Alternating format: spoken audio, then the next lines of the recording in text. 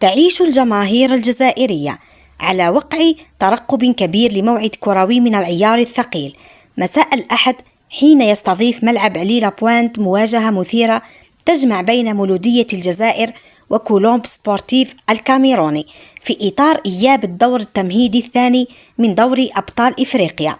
وتكتسي المباراة طابعا حاسما بالنسبة للفريق الجزائري الذي يسعى إلى حسم بطاقة التأهل إلى دور المجموعات بعد أن انتهت مباراة الذهاب في الكاميرون بالتعادل الإيجابي 1-1، ما يجعل لقاء العودة على أرضه وأمام جماهيره الفرصة الأخيرة لتأكيد التفوق والعبور نحو الكبار.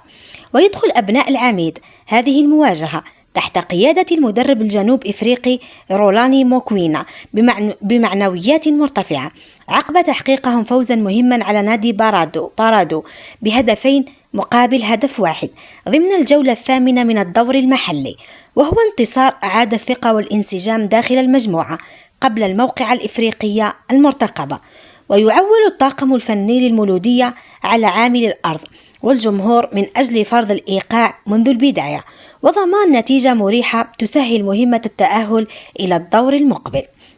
في المقابل يدخل كولومب سبورتيف اللقاء بطموحات كبيرة ورغبة في تحقيق المفاجأة، مستندا إلى انضباطه الدفاعي الصارم وسرعة التحول نحو الهجوم، وهي الأسلحة التي اعتمد عليها في مواجهة الذهاب. ويأمل المدرب الغيني للفريق الكاميروني في الحفاظ على نفس الانضباط التكتيكي مع محاولة تسجيل هدف مبكر يضع ضغطا إضافيا على المولودية أمام أنصاره. تقام المواجهة مساء الأحد 26 أكتوبر 2025 عند الساعة 8 مساء بتوقيت الجزائر وتونس والمغرب، 10 ليلا بتوقيت القاهرة والرياض.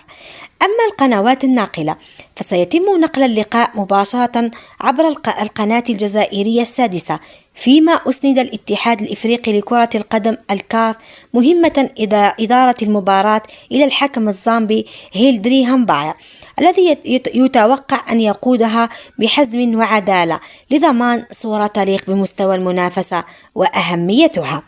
وفي ختام هذا الموعد الكروي تبقى كل الأنظار متجهة نحو ملعب عليلا بوانت في انتظار أن ينجح ممثل الجزائر في مواصلة المشوار الإفريقي وتحقيق حلم التأهل إلى دور المجموعات. شاركونا آراءكم وتوقعاتكم لنتيجة هذه المباراة.